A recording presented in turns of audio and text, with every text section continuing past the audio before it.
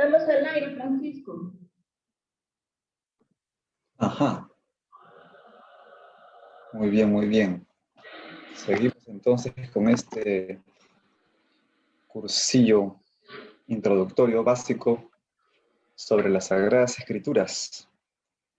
Esta es ya la quinta sesión, la quinta charla. Pueden ustedes ver ahí en la fanpage de Alimento Espiritual en Cristo las charlas anteriores. Estamos los sábados y los lunes a las 8:30 de la noche. Ahorita estamos empezando 8:30.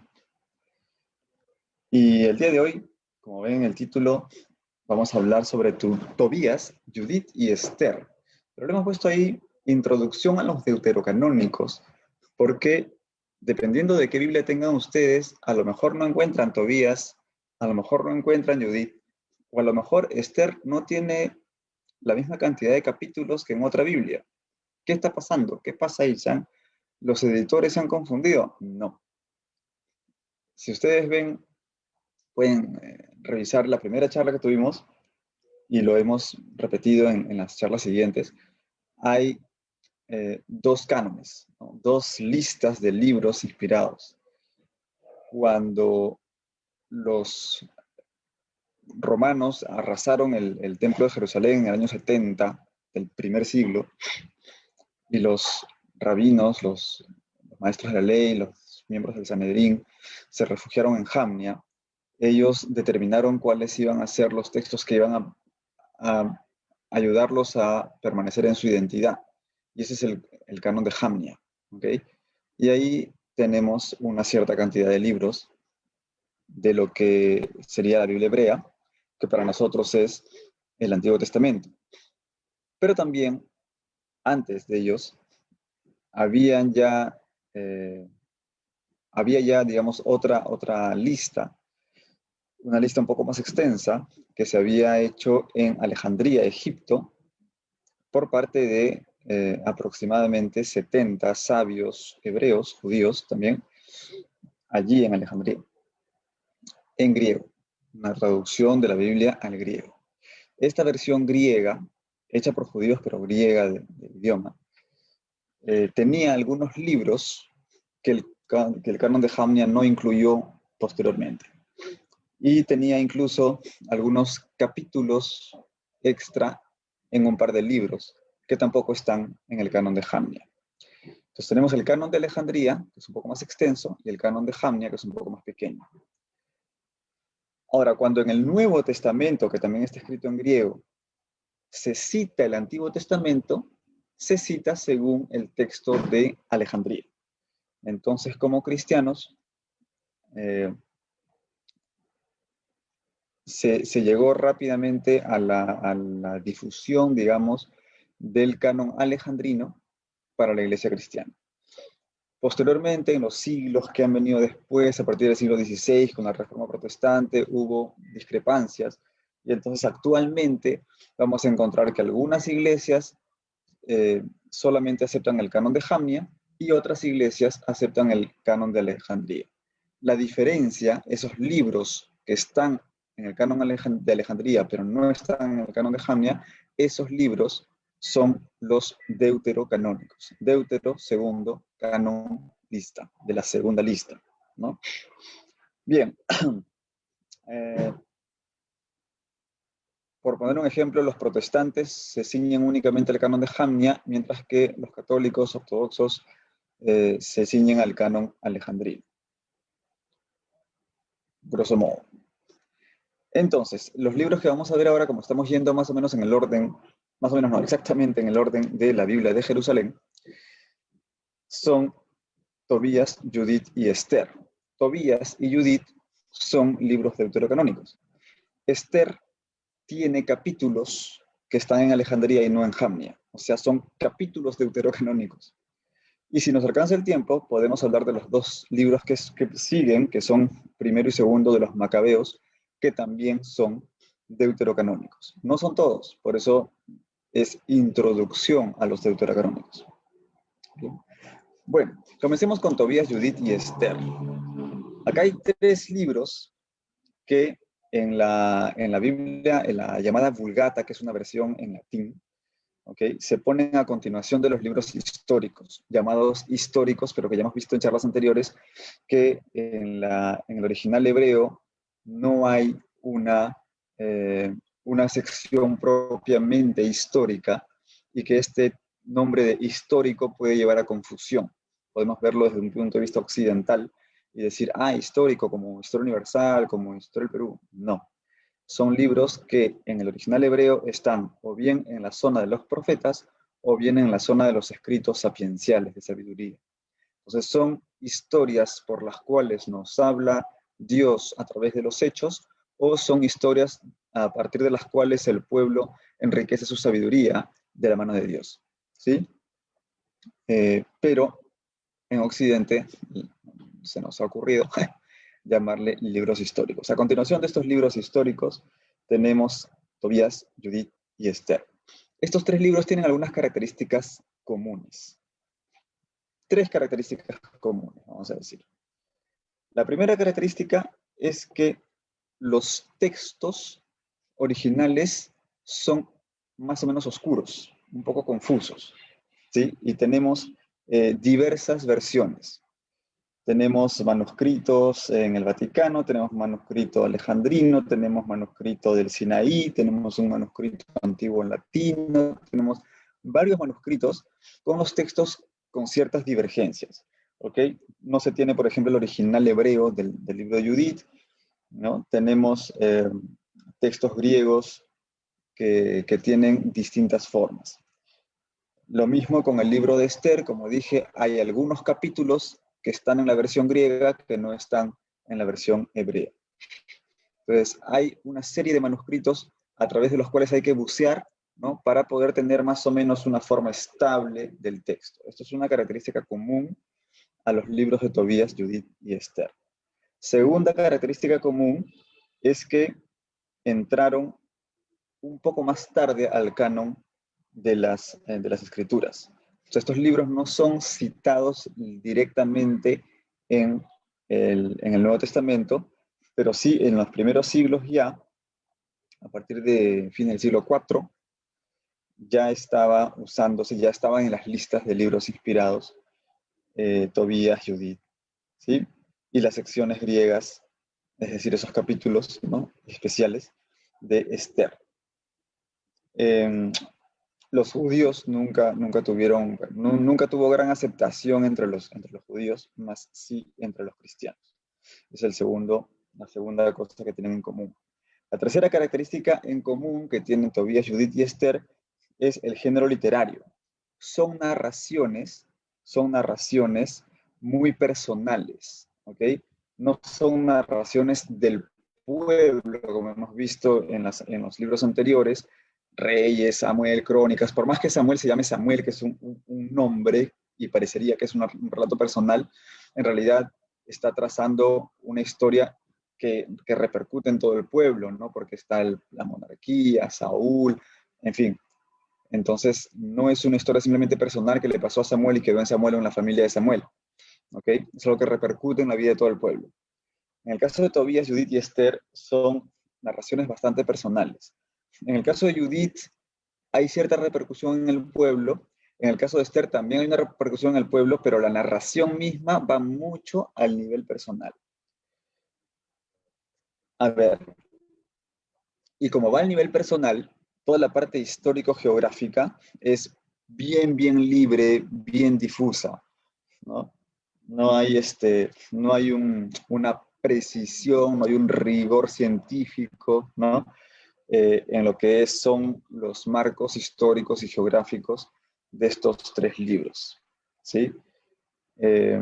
Bien, vamos a ver entonces, si alguien se acerca no con ojos de fe a estos tres libros, va a decir, no, pero acá son puras mentiras, ¿cómo va a ser? Si esto lo comparamos con la historia universal, entonces acá, por ejemplo, en el libro de Esther, Mardoqueo habría tenido pues 150 años en el reinado de Jerjes, o sea, porque fue deportado en tiempo de Nabucodonosor, o sea, te pones a ver las fechas y todo y no cuadra, ¿no? No cuadra. ¿Por qué? Porque simplemente el autor de estos libros está usando elementos históricos y geográficos de aquí y de allá, no para contarte historia universal, sino para contarte una historia personal, una leyenda, digamos, ¿no? Que te quiere dar un mensaje espiritual, ¿sí? Esa es la idea. Bueno, esos son los puntos en común que tienen estos tres libros, Tobías, Judith y Esther. Repito, los textos son muy variados, los textos originales son muy variados y hay que bucear un poco entre los manuscritos.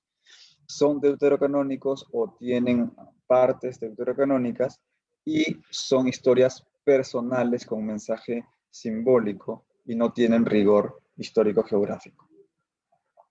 Bien, vamos a ver. ¿Qué tenemos? El libro de Tobías. Tobías es una historia de familia, ¿ok? Tenemos a Tobit, primero, ¿ok? Que es un deportado de una tribu de Israel, que es la tribu de Neftalí. Es un hombre muy piadoso, muy creyente, observante de la ley, muy caritativo, muy solidario, muy todo, ¿ok? Pero sufre un accidente. Le cae excremento de ave en los ojos, sí, así de raro, ¿ok? Y le comienza a hacer un problema esto en la vista, se trata de una manera y de otra, vienen los doctores y cada vez se pone peor, peor, peor y se queda ciego. ¿Okay? Se queda ciego en Nínive. O sea, es uno de los deportados. Recuerdan que hayamos hablado de esto del reino del norte y el reino del sur y que luego fueron deportados a Nínive y luego fueron deportados a Babilonia. Bueno, a eso me refiero. Esos desterrados. Entre esos desterrados está la historia de Tobit, ¿ok?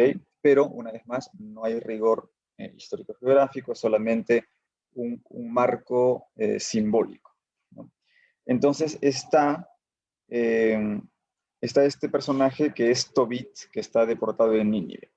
Ahora, en otro lugar, en Batana, hay un pariente que es Raguel. ¿Okay? Es una historia familiar, como dije.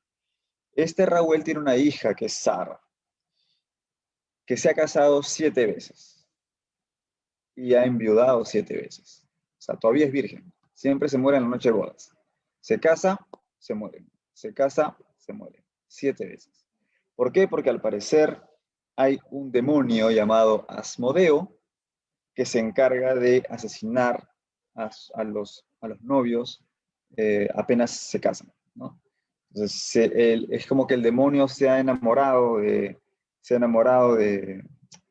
Sarra y no quiere que se case con nadie. Entonces ella se casa y ahí nomás en la noche enviuda, por culpa de este demonio Asmodeo. Pero ¿qué pasa? Cuando una mujer queda viuda sin hijos, hay una ley que es la ley del levirato, que el pariente más próximo tiene que casarse con ella, en fin, para poder darle hijos en nombre del primer esposo. ¿Okay?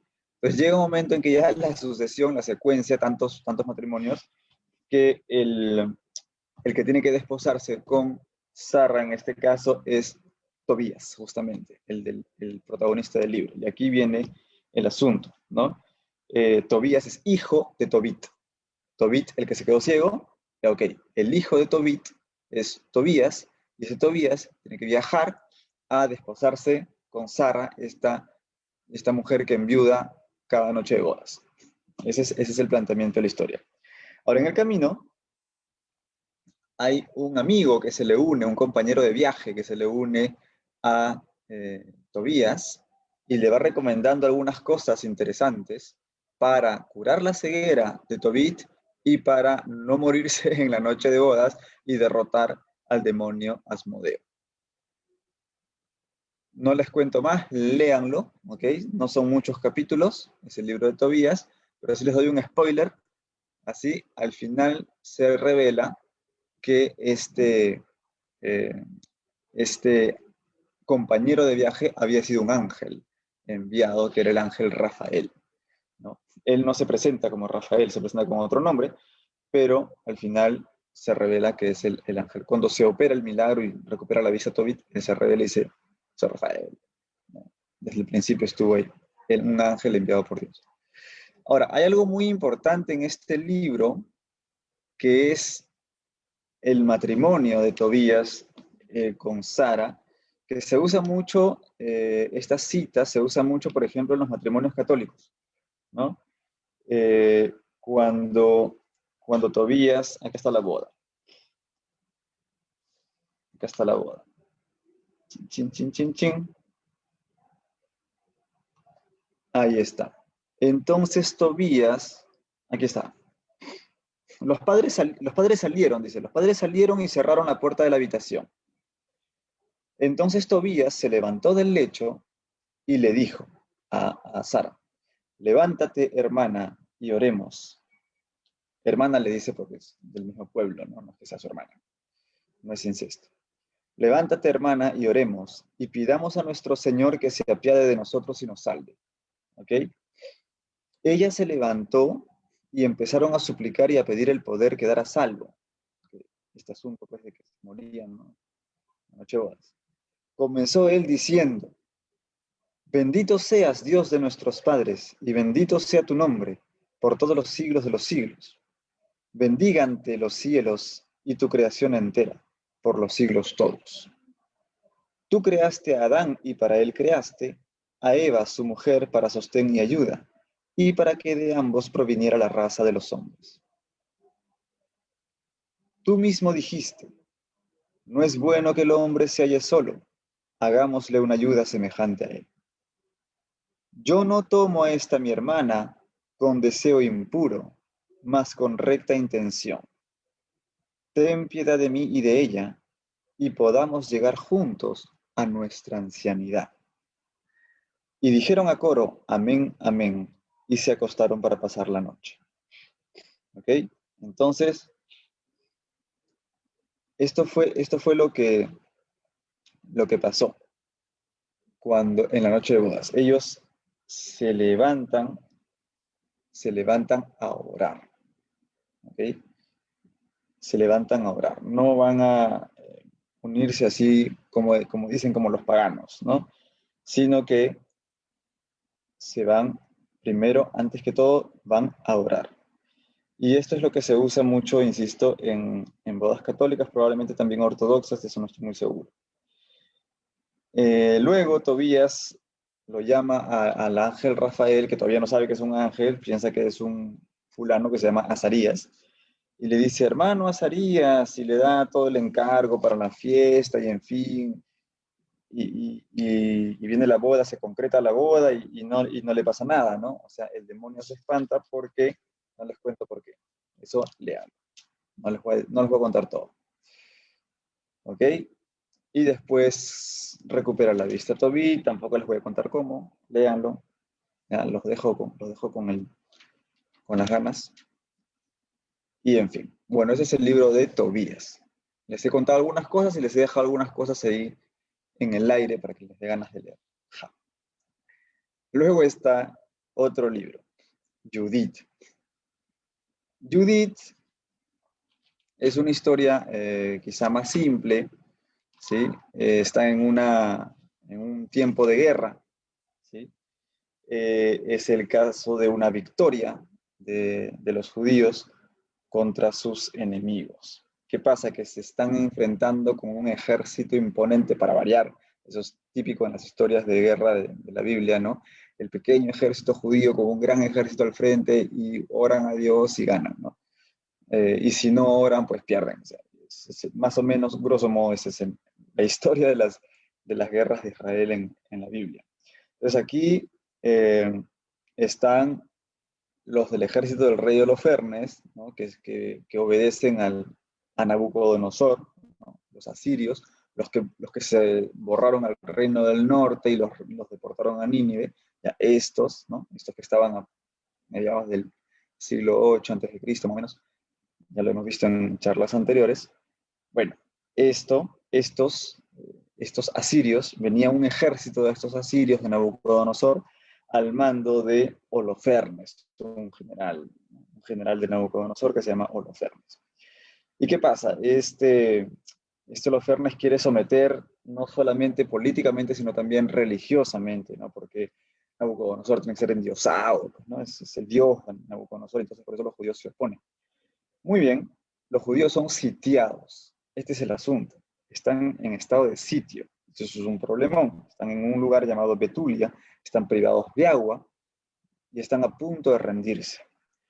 Y entonces sale Judith, ¿no? Que es eh, la protagonista de este libro, que lleva su nombre. Judith es una viuda también, una viuda joven, hermosa, ¿sí? Pero también muy piadosa, muy decidida, muy prudente también. Y al final ella es la que los va a hacer triunfar. Primero les echa en cara a los jefes su falta de confianza en Dios. Es importante eso, ¿no? Porque ya están por rendirse. Dicen, no, ya nos tienen sitiados, es un ejército grande. ¿Se acuerdan lo que pasó? ¿Se acuerdan lo que pasó que contamos?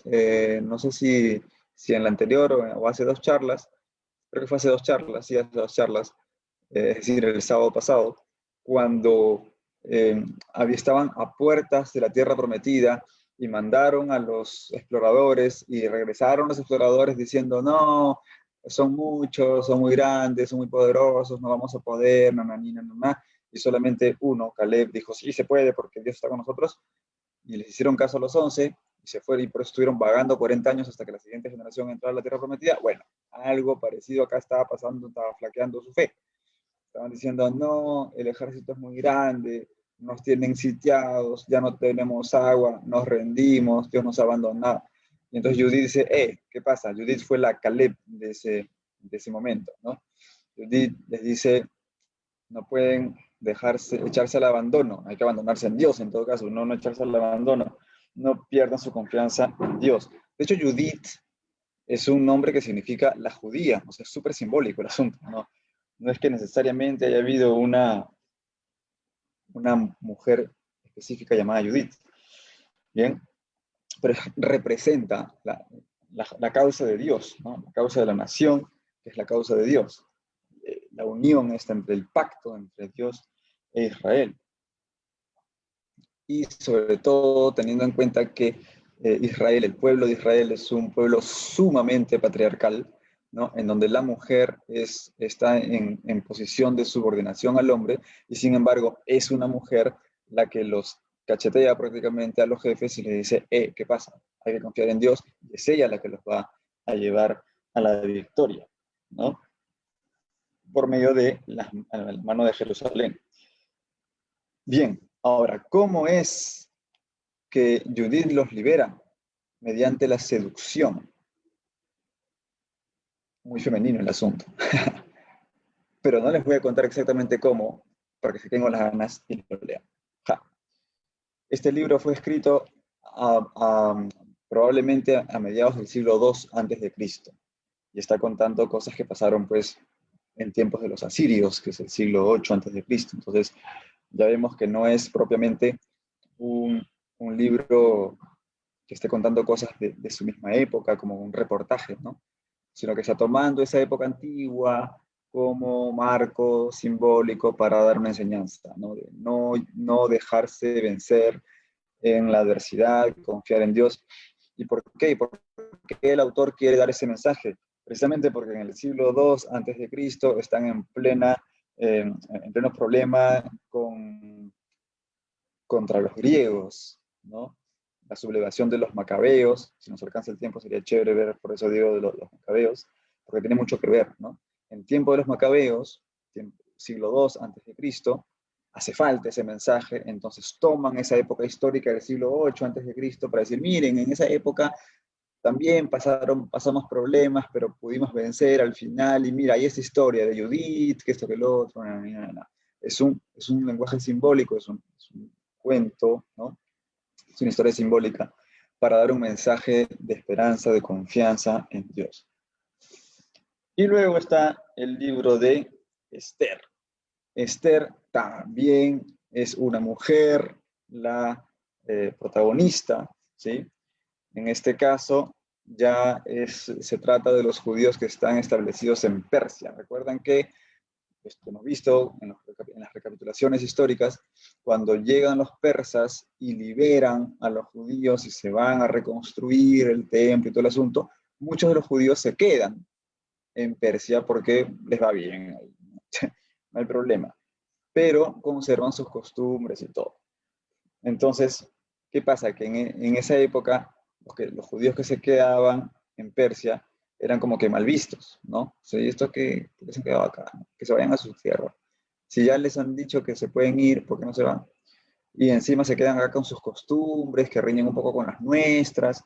Entonces había un problema social ahí, entre los judíos y los persas. O sea, los judíos que estaban en Persia y los persas. Entonces, ¿qué pasa con Esther? Esther era una judía muy, muy bella, ¿no? Y en algún momento el rey Asuero, y eso está en el capítulo 1, paréntesis, aquí con las numeraciones. ¿Qué pasa con la numeración? Va a depender de su Biblia, ¿ok? A veces van a tener, como dije, solamente la parte de Jamnia, del canon de Jamnia, y van a tener en el libro de Esther solamente hasta el capítulo 10, versículo 3. Y se acabó, ¿ok? Hasta el capítulo 10, versículo 3. Pero si tienen una Biblia católica, ortodoxa, alguna Biblia de Sociedades Bíblicas Unidas, con deuterocanónicos, entonces van a tener hasta el capítulo, hasta el capítulo 16, versículo 24. Entonces ahí hay 6 capítulos más y más 20 versículos, ¿no? Entonces, ¿qué pasó ahí? Esa es la parte griega, ¿ok? Ahora, en algunas ediciones lo ponen al final. O sea, primero ponen toda la parte griega, perdón, toda la parte hebrea, y al final los capítulos griegos. Pero eso es, para la historia, un poquito desordenado. ¿Por qué? Porque las secciones griegas no estaban al final, sino estaban al medio, o sea, es como un zigzagueo.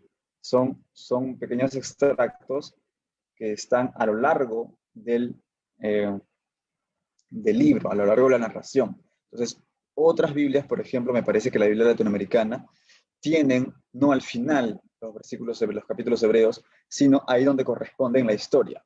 Entonces es bien raro porque es como esas avenidas que les cambian la numeración y tú ves la casa que dice cuadra número 125 y más allá está la 1047 y más allá está la 129.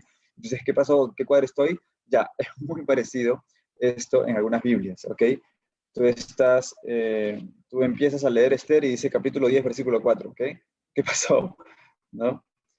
Y de pronto está el capítulo 1, y después está el capítulo 11, y después está el capítulo 3, qué sé yo, o sea, estoy más o menos, así es la cosa. Entonces, ¿qué está pasando acá? Y eso es, todo lo que vean del 1 al 10, versículo 3, es la parte hebrea, y todos los pedacitos que están contando desde el capítulo 10, versículo 4 en adelante, son las partes griegas que están insertas, ¿ok?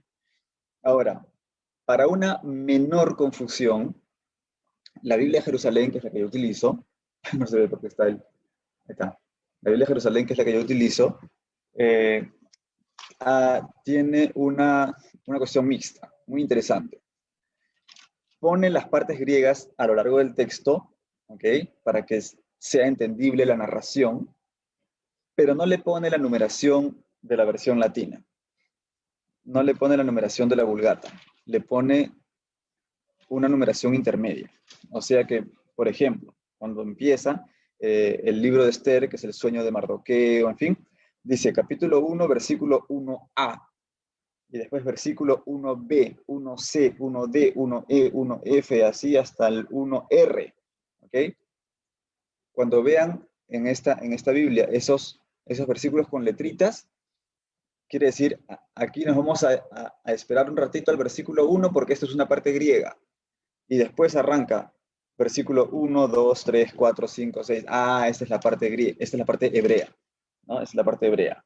Sigue el capítulo 2, sigue el capítulo 3, el capítulo 4, y de pronto en el capítulo 4 llega el versículo 17 y dice versículo 17, luego 17a, 17b, 17c, d, e, f, g. ¿Qué pasó ahí? Es una parte griega, ¿no?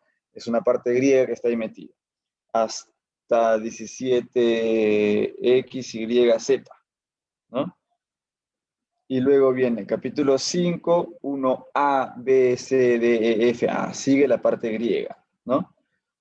Y luego ya viene el versículo 2. Sin letra. Ese es un versículo que está en la versión hebrea. Luego viene 2A, 2B. Esos dos versículos son de la versión griega.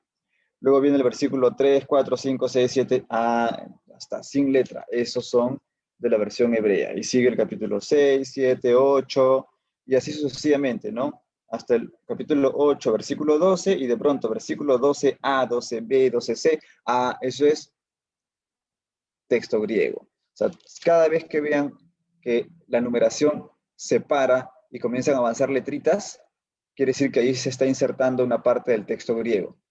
Y después, cuando la numeración continúa, prosigue, esa es la parte del texto hebreo. ¿Ok? Entonces, esa es una manera, creo que han encontrado en la Biblia de Jerusalén, que me parece la más práctica para no confundir la narración, ¿no? Para que la narración siga su hilo lógico y a la vez no estemos zigzagueando en los números, sino que simplemente se detiene la numeración, avanzan letras, prosigue la numeración, ¿no?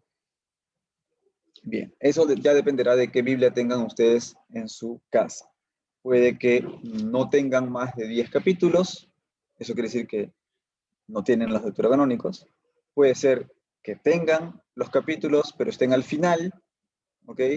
Puede ser que tengan los capítulos insertos, pero con la numeración antigua y entonces está zigzagueando, o puede ser que tengan la Biblia de Jerusalén y tengan la numeración así que se detiene y prosiguen las letras y prosigue y luego se detiene otra vez y prosiguen las letras y luego prosigue la numeración y así.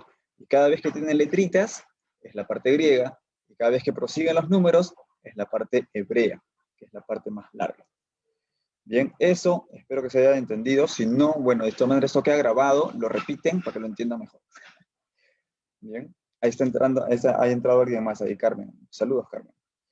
Bueno, entonces, esto en cuanto a la forma, la composición que tiene el libro de Esther, que es así semi-deuterocanónico, ¿no? Semi-deuterocanónico. La historia de Esther. Entonces, tenemos aquí a un rey, ¿sí? Que ofrece un banquete tremendo, y la reina, una de las reinas, porque el rey tenía varias reinas, ¿no? También ofrece un banquete a las mujeres, ¿no? Pero ¿qué pasa? La reina no tenía derecho a ir en presencia del rey. En realidad nadie tiene derecho a ir en presencia del rey si es que no ha sido convocado. Pero esta reina fue a la presencia del rey, ¿ok? Para que vieran, pues no, que era muy bella y qué sé yo, y no esperó a que la convocaran. Entonces el rey dijo, no, ¿qué pasa? ¿Qué hay que hacer? Y entonces vamos a mandar, dice, porque se correrá el caso de la reina entre todas las mujeres y hará que pierdan estima a sus maridos, ¿no? O sea, ¿cómo es posible que esta reina no respete las órdenes del rey, ¿no?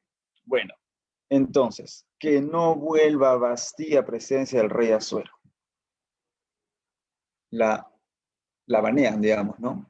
Le prohíben que vuelva a ir a presencia del rey y tienen que darle el título de reina a otra mujer mejor que ella, dice. Vamos a hacer, entonces así mismo la Cenicienta, ¿no? Que hacen un decreto así por todos para ver con quién se va a casar el príncipe, qué sé yo, ya, algo así. Van a buscar jóvenes vírgenes y bellas, ¿no? Para el rey. Y uno de los consejeros del rey, que era Mardoqueo, dice, esto está interesante. Un judío, perdón, ¿no? Un judío llamado Mardoqueo, dice, vamos a sugerirle a una mujer judía. Y tenía en su casa la hija de un tío suyo, una prima, ¿okay? Era huérfana de padre y madre, Esther. Esta joven fue adoptada por Mardoqueo, ¿ok? Entonces le dice, ¿sabes qué? Tú puedes ir como candidata. Y efectivamente, ella es elegida, pero no dice que es judía, ella simplemente pasa, ¿no? Y no dice que es judía. Entonces, viene este asunto de Esther como reina, pero sin saber Asuero que ella es judía. Llega un momento, después de ese tiempo, que hay un decreto de exterminio de los judíos. ¿Por qué? Porque hay un enemigo de los judíos que es Amán, que es consejero, ¿no?, del rey, que lo convence para que haya un exterminio de los judíos. Entonces, Esther y Mardoqueo se ponen de acuerdo para intentar revertir este decreto. Y no les digo cómo, para que lo lean, igualito que en los dos libros anteriores, les digo algunas cosas y no les digo otras, ¿ok? Para que se enteren cómo fue, cómo es que Esther se presenta en el palacio y todo, pero sí les digo más o menos la resolución del asunto. Como el rey no se puede desdecir de su propio decreto, dice, ¿y ahora qué hago? A ver, Carmen creo que está con su audio prendido. A ver si te muteas, por favor. Gracias. Se está filtrando unos ruidos. Como él no se puede desdecir de su decreto, entonces lo que hace es sacar otro decreto. Y decir, el día del exterminio, los judíos tienen derecho a defenderse con las armas. O sea, si les he dado permiso a estos a matar, les voy a dar permiso a estos a defenderse de la muerte. Y se entabló ¿no?, una pequeña guerra, digamos, ¿no?, una guerra, una batalla o algo así, una batalla campal, ¿no?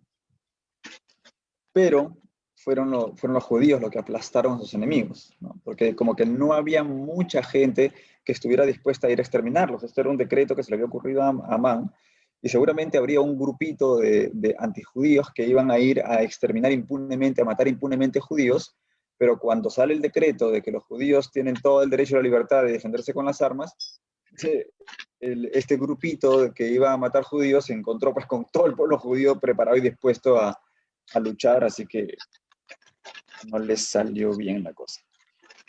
Ahora, ¿por qué fue que al rey se le ocurrió hacer esto? Ahí está la cosa de Esther, ¿no? Ahí está la cosa de Esther. Y acá es una cosa muy interesante, lo que sí quisiera compartir, cuando Mardoqueo le dice a Esther, mira, si tú no lo haces,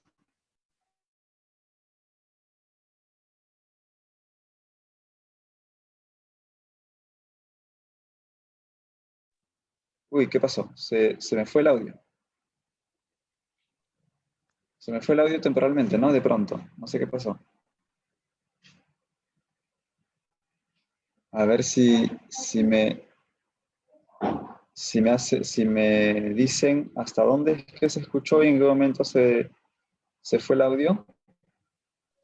No, sí te escuchó. ¿Sí? Ok, ya está bien. Entonces seguimos.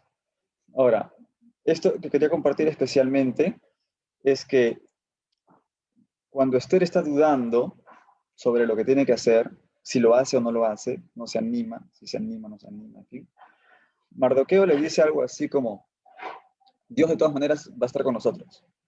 Dios está dando la oportunidad de ser su instrumento. Si no lo haces tú, alguien más lo va a hacer. ¿Ok? Pero tú vas a perder la oportunidad de ser tú el instrumento de la liberación por parte de Dios. O sea, no es que tú seas indispensable, ¿no? No es que tú seas indispensable, porque Dios igual va a cumplir su plan, pero te está dando la oportunidad de ser tú el instrumento de ese plan. Entonces Esther se anima. Oraciones de por medio y todo el asunto, que es bonito leer también. Sobre todo la parte griega, esos insertos griegos son los que le dan mucho los detalles, ¿no? Los detalles de las oraciones y todo eso. Bien, entonces, este mensaje cala mucho y creo que es lo más importante desde mi punto de vista, es lo más importante a rescatar de este libro para la vida del cristiano, ¿no? Que es que si tú no te animas a cumplir la misión que Dios te da, no es que a Dios se le va a malograr el plan, no es que tú seas indispensable para el plan de Dios, pero vas a perder la oportunidad de ser su instrumento, ¿no? O sea, el que Dios te dé una misión para su plan, no es porque Él lo necesite, es porque te está dando prácticamente un privilegio, ¿no? De ser de tener una misión para darle cuentas a Dios, ¿no? Bien, esto entonces con respecto a Esther.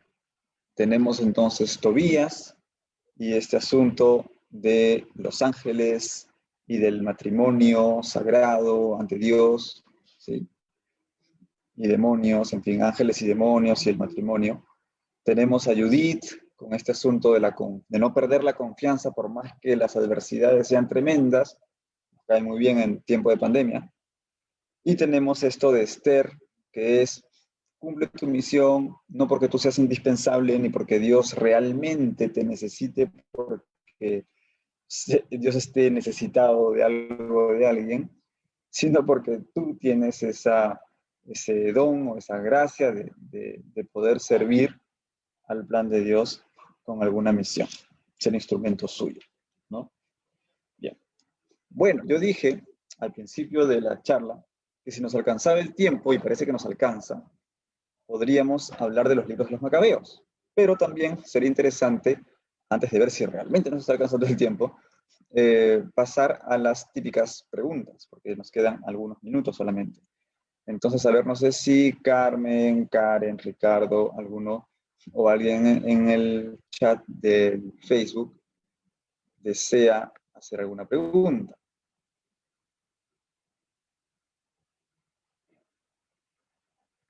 A ver si por ahí. Aló.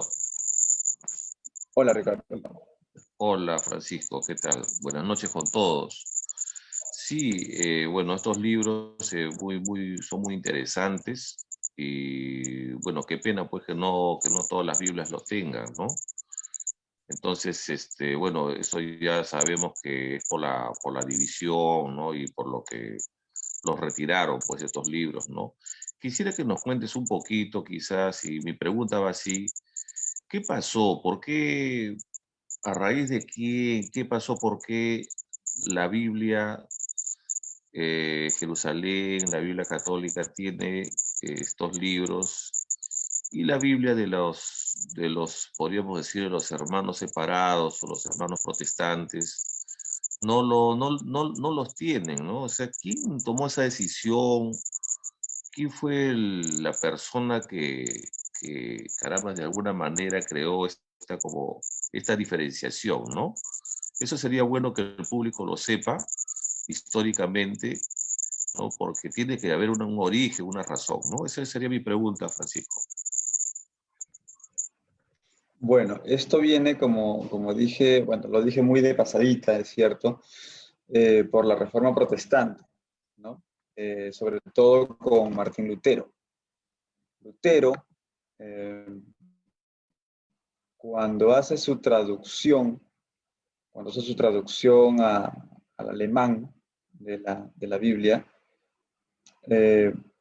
decide simplemente, y habría que ver cuáles fueron los argumentos de Lutero, pero él decide, por una mala percepción quizá de estos libros, no incluirlos, ¿no? No incluirlos. Digamos, o sea, los incluye, pero no los considera inspirados. Los incluye, pero como apócrifos. Les llama apócrifos.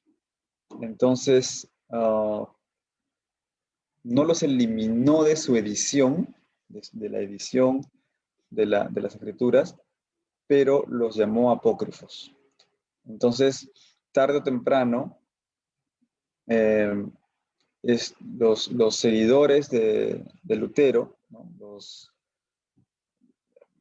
No solamente los luteranos propiamente dicho, sino todas las iglesias que se desprendieron luego, no llegaron a considerar estos libros como inspirados, ya que fueron llamados apócrifos. Pero eso es una decisión de él, ¿no? Es una decisión de Martín Lutero, que como sabrán, era pues un monje agustino, que por diversos motivos, unos justificados, otros no, dependiendo sería largo de discutir realmente qué tan justificadas eran sus razones, pero digamos, por N razones, se separa de la comunión con Roma De hecho, él es excomulgado, pero a él como que no le importa, o sea, él incluso la bula de excomunión la quema públicamente. Entonces, no importa que me excomulguen porque Lutero considera que más bien el Papa y la gente en Roma están alejados del Evangelio. Motivos no le faltaban, insisto, ¿no? El problema es que cuando tú ves que algo anda mal en la iglesia, ¿no? Y tu decisión es alejarte de ella, tarde o temprano vas desvariando y te vas desviando en otras cosas, ¿no? Tenemos a otros reformadores como Erasmo de Rotterdam, que no se alejó de la iglesia, pero que sí tuvo el valor de señalar las cosas que andaban mal y qué cosas había que reformar, ¿no? Entonces, tanto Erasmo de Rotterdam, son dos ejemplos, ¿no? Tanto Erasmo de Rotterdam como Martín Lutero pueden ser considerados reformadores, pero Erasmo de Rotterdam se mantuvo en comunión con la iglesia, reformándola desde dentro, y Martín Lutero fue alejándose cada vez más y se alejó incluso doctrinalmente, ¿no? En cuanto a dogmas de fe, creencias, en fin. Entonces, ya lejos de la comunión con la Iglesia Católica, él va tomando sus decisiones a su buen grado, ¿no? Y por eso es que él, por sus razones personales, decide incluir como apócrifos estos libros del canon alejandrino, que si bien es cierto, está escrito en griego, el canon alejandrino, como ya hemos dicho en numerosas oportunidades, es el canon que usaba el cristianismo desde un principio, ¿no? Y bueno, es más, Lutero, incluso en el Nuevo Testamento, hay una serie de libros que no reconoce como inspirados. Eh, la carta a Santiago, la carta de Santiago, perdón, la carta de Judas, la carta de los Hebreos, el Apocalipsis mismo, ¿no? La epístola de Santiago decía que era una epístola de paja, del Apocalipsis decía que no había, que no podía de ninguna forma detectar que el Espíritu Santo lo haya producido. Es decir, hubo varios escritos del 7 también, escritos en el Nuevo Testamento que él no consideró como eh, realmente apostólicos. Pero, eh, pero tarde o temprano ahí sí hubo una marcha atrás, ¿no? Entonces, si tú ves ahorita, por ejemplo, una Biblia protestante, el Nuevo Testamento es igualito. El Nuevo Testamento tiene toditos los 27 libros. No hay problema ahí, no hay diferencia. Tú ves un Nuevo Testamento Reina Valera y ves un Nuevo Testamento de la Biblia de Jerusalén, vas a encontrar desde Mateo hasta el Apocalipsis los mismos libros. ¿Okay? Entonces, ahí hubo una marcha atrás en este alejamiento de Lutero. Pero en el Antiguo Testamento no. En el Antiguo Testamento, lamentablemente, este alejamiento de Lutero, ¿no?, del canon alejandrino, no se revirtió. Entonces, los seguidores, los protestantes, actualmente no consideran estos libros. Entonces, no vas a tener en una Biblia protestante, no vas a tener Tobías, no vas a tener Esther, perdón, no vas a tener Tobías, no vas a tener Judith, a Esther la vas a tener con menos capítulos, a Daniel la vas a tener con menos capítulos, no vas a tener a Baruch, no vas a tener sabiduría, no vas a tener eclesiástico, y no vas a tener a los dos libros de los macabeos, ¿no? Entonces, ahí hay una pérdida que es significativa, ¿no? Pero hay libros, ediciones de la Biblia que son ecuménicas, de las Sociedades Bíblicas Unidas, que tú ves en el lomito del libro que dice con deuterocanónicos, así, ¿no? Como los alimentos que hay con H, con ARA y HDA, ¿no? O sea, con vitamina tal cual, igualito. Si vienen los libros, las Biblias, las ediciones de la Biblia de las Sociedades Bíblicas Unidas, muchas vienen con un sellito en el lomo que dice con deuterocanónicos. Entonces, por más que no sea editado directamente por la Iglesia Católica o por la Iglesia Ortodoxa, contienen los deuterocanónicos porque hay muchos protestantes que, aun sin considerarlos propiamente canónicos, reconocen que hay o es lectura de provecho espiritual, y entonces no tienen, digamos, tampoco es que lo ven pecaminoso, que estén los deuterocanónicos ahí metidos en la Biblia, ¿no? El mismo Lutero los incluyó, que son apócrifos, dijo, pero los incluyó, ¿no? Entonces, hay este esfuerzo por volver a la comunión, hay este esfuerzo por el ecumenismo, hay este esfuerzo por llevar también los libros deuterocanónicos a la mesa de los protestantes, ¿no? Y las Sociedades Bíblicas Unidas en ese sentido han hecho un esfuerzo loable, ¿no? No sé si eso responde a tu pregunta, Ricardo. Espero que sí. Sí, gracias. Gracias, Francisco. Yo creo que sí. Pero bueno, eh, más o menos por los años 1500, ¿no? Y tantos, fue que Martín Lutero, bueno, hizo se podría decir, esta protesta, ¿no? Del cual, Sí, bueno, siglo XVI, luego, siglo XVI. claro, sí, pues. Y hizo la protesta, pero no, bueno, no retiró los libros, simplemente los llamó apócrifos, porque en la misma Biblia está, ¿no? Si retiraba los libros. ¿Está muy fuerte volumen? Está el chillido de la otra vez. Ay, caramba. A ver, voy a tratar de. Bueno, como Hace un estaba rato también, diciendo, pero no dije nada para, para no cortar la pregunta. como estaba diciendo, era que el Martín Lutero protestó, pero no retiró los libros, ¿no? Porque en la misma Biblia estaba, ¿no? Lógicamente que no puede sacar ningún tipo de libros, ¿no? Ni tampoco retirar, ni poner, ¿no? Ninguna escritura, ¿no? En todo caso, luego las Sociedades Bíblicas Unidas, creo, fue la organización que optó por retirar los libros, ¿no? Pero eso fue más o menos por los años 1800, si no me equivoco, casi 3 siglos después de Martín Lutero, y la misma Sociedad Bíblicas Unidas consideró, en este caso, como tú estás diciendo muy bien, optar por tener una edición con los libros y la otra edición sin los libros, ¿no? Las En todo Sociedades Bíblicas caso, Unidas, esto es el siglo XX, a mediados del siglo XX se funda. se funda, ¿no? ¿Qué año más o menos fue que se retiraron los libros de la Biblia? Porque te digo, esto crea pues una división Es en el siglo tremenda XVI.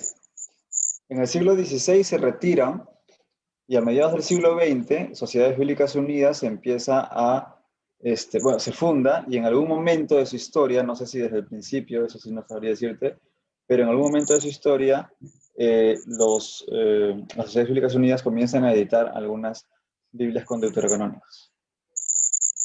Mira, y fíjate cómo por este tema de división, ¿no? y de no reconocimiento y el retiro de los libros, es que vemos ahora pues cuántas religiones hay, cuántas doctrinas, cuántas denominaciones que hay miles, ¿no? Eso es lo que yo entiendo un poco, y ahora cualquier persona ya está acostumbrado a protestar, hasta incluso de las mismas iglesias protestantes, ¿no? O sea, de las mismas iglesias protestantes se van multiplicando, o sea, entre ellos protestan, ¿no? Entre ellos mismos, y después van creando otras iglesias con diferentes tipos de nombres, y ya se ha convertido pues en algo ya masivo, ¿no? Y pareciera que no tienen freno, no hay freno, ¿no? Porque la iglesia cristiana debería ser una nada más, ¿no? Porque Jesús es lo que dijo así, ¿no? O sea, solamente una iglesia unida, pero ahora está totalmente desunida y bueno, como tú dices, el ecumenismo quizás pueda ayudar a unir nuevamente a la iglesia de Cristo, ¿no? Que es la que fundó.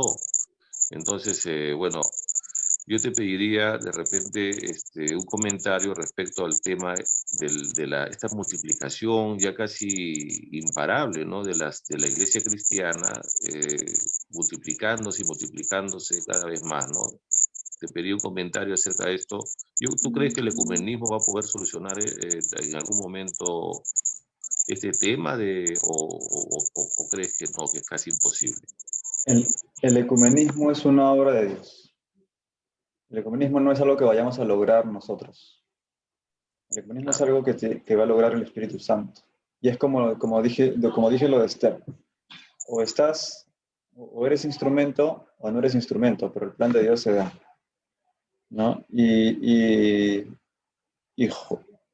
Jesús, acá tengo la Biblia, en el Evangelio según San Juan, capítulo 17, antes de ser capturado, ¿no?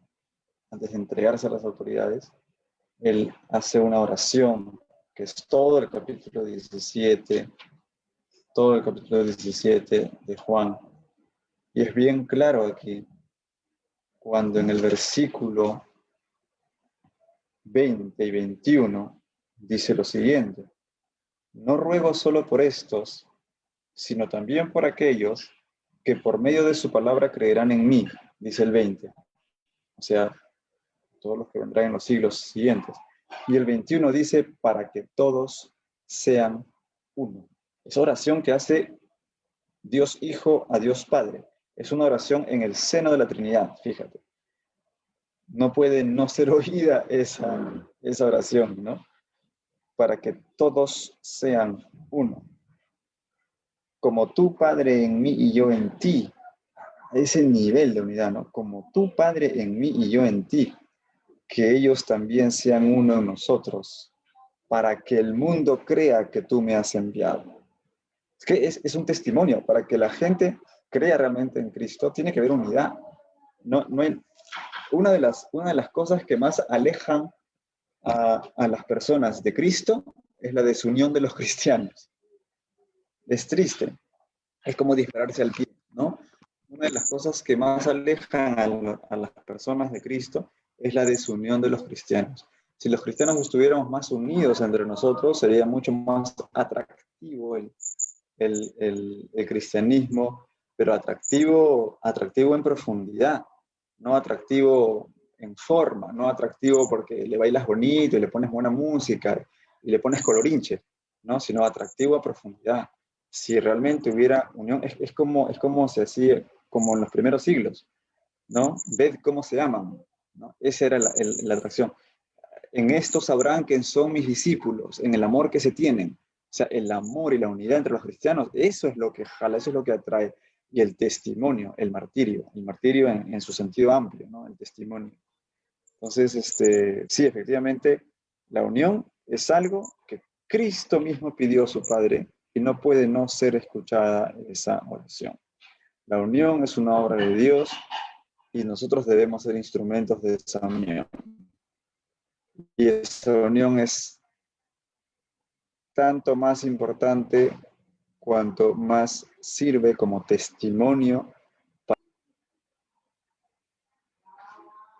Y se cumplió la hora, creo. Sí, así Estamos es. a 1 o 2 minutos. Sí, Bueno, muchas gracias, Francisco. ha sido muy interesante. No tuvimos tiempo para los macabeos, pero eso, felizmente no lo pusimos en el título. Yo tenía esa duda, dije, no sé si había tiempo para los macabeos, por eso no te dije macabeos en el título. Pero podemos tratarlo luego. La próxima podemos hablar de los macabeos y de algunos libros más. Salmos, proverbios, ¿sí? Algunos sapienciales. Ya luego te defino la siguiente charla. Ok, Francisco, muchísimas gracias. Muchas gracias, como siempre. Muy buena charla, muy buenas enseñanzas. Y estoy seguro de que todo el público televidente va a poder aprovechar estas enseñanzas tuyas. Muchas gracias, muy amable. Gracias a ti. Bueno, te dejo las últimas palabras y deseas quizás despedir la reunión con una oración, Francisco.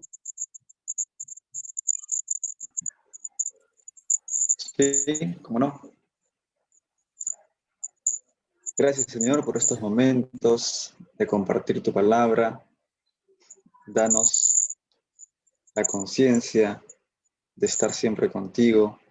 Danos esa confianza en ti que tuvo Judith. Danos esa conciencia de misión que llegó a tener Esther.